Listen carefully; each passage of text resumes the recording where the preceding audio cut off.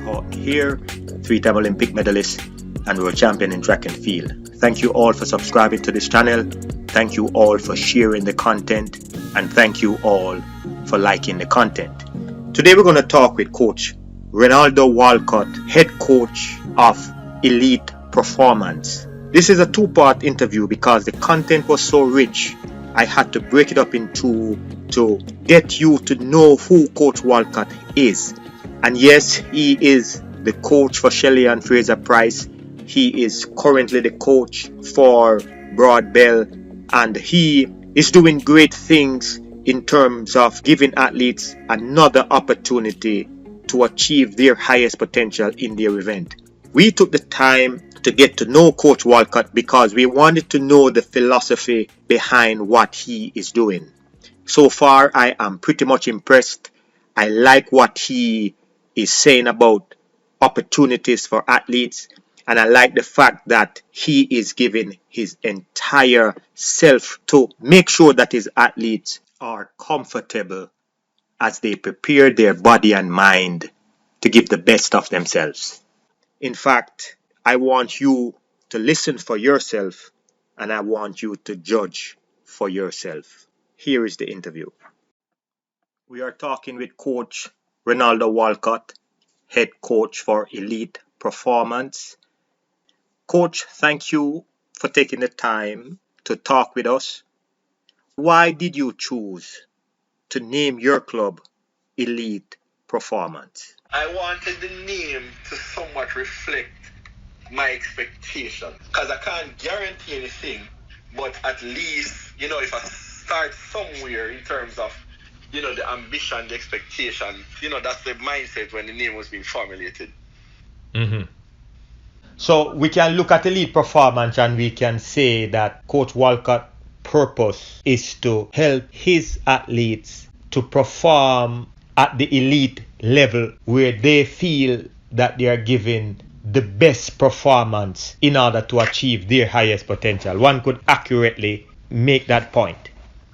Yes.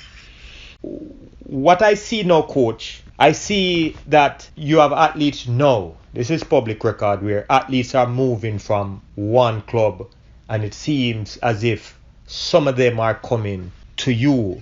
Do you see that as a good thing for the sport, or do you see that as a bad thing for the sport, where athletes now have options and feel comfortable that they can move from one club to the next? So, like everything else is just what you do with it. But I definitely think it's a net positive to have options. Because, no one size fits all. We've been there already when it comes to shoes. So, even the same size that you think you wear from a different company, a different brand, just fits differently. And you can be so comfortable or so uncomfortable. So, and we've seen persons who weren't successful who would have switched and have become more successful. You have persons who are already successful who continue to be successful, after switching. And a lot of times, they say only 3 stays the same place and grow. Mm-hmm. Everything else normally moves while they're growing. So I think it's definitely a plus that people do have options. And here's why. So you have a couple options in Kingston. You have GC Foster College, out in St. Catherine. You will have people who live close to a training venue. I don't want to say center because, they might suggest a certain thing, but our training setup, who can't afford much, but the coach is willing to work with them for free if it is that the expense is just not too great and, they can still be who they are. So a youngster who weren't involved in track can probably start track if they're living close to the place and still go to their work and continue to do their track and field. That's not so easy if you only have one place that does everything. Mm-hmm. And then the next thing is that I try not to be selfish, but I feel it for athletes sometimes where, how do I train with the person who I'm competing with head to head? And of course, you'll always have persons in your event who you'll be competing with. But again, if you're not close to each other, it is not much of a point. But can you imagine we are both contending for the same gold medal? Mm-hmm. I think it can get a little bit difficult or a little bit tricky. And some persons are stronger than others and stuff, but you can see how that can not be the best environment sometimes, not as a result of the expertise that's available, but just you just being in each other's psyche. Kids in your class a lot of times have best friends in another class, because the change does make a difference. So you want people to have options, you want people to feel free to practice their craft and have good opportunities and not just be stuck with one single place, because no single place will offer the perfect situation for any person at all.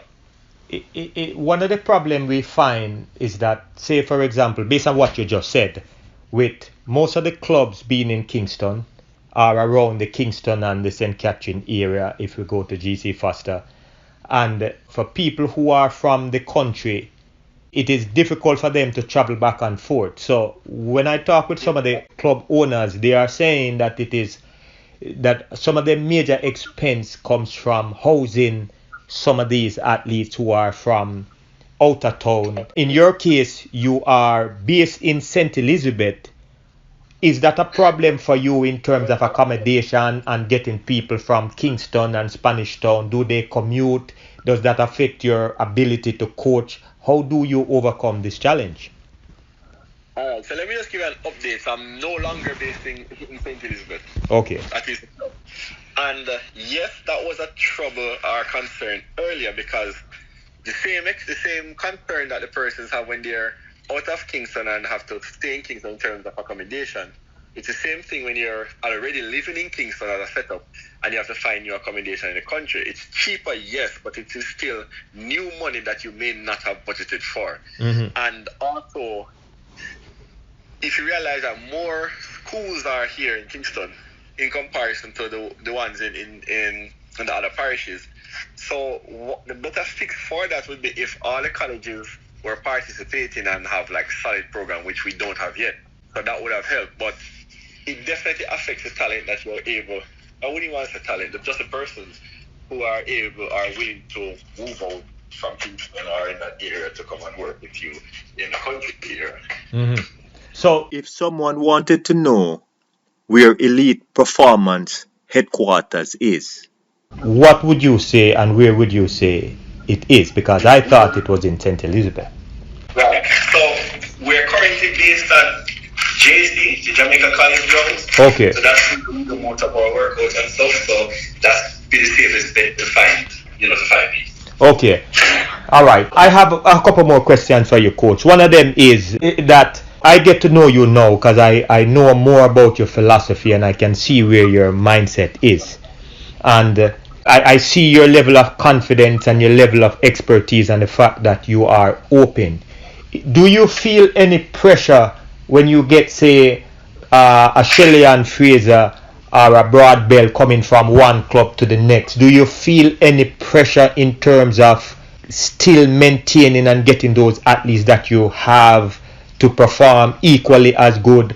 Because I know that as the option increases for some people, you might be another bet where they feel comfortable with. Do you feel any pressure taking on 5-star athletes who have so much more to give?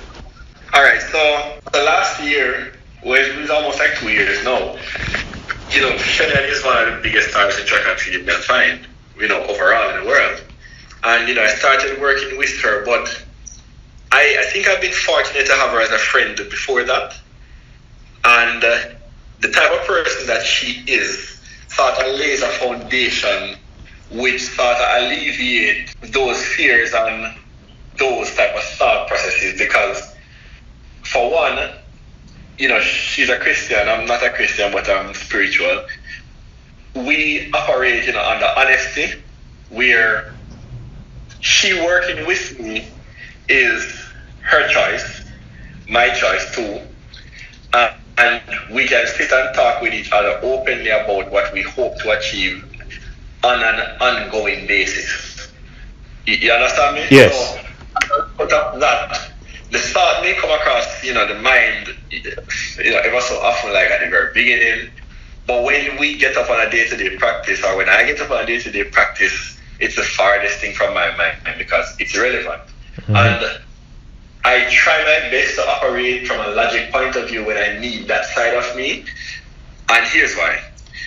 So I've had athletes who did outstanding last year, for argument's sake, stays with me because they're still in the high school system, and then perform awful the next year, despite other persons stepping up and doing well.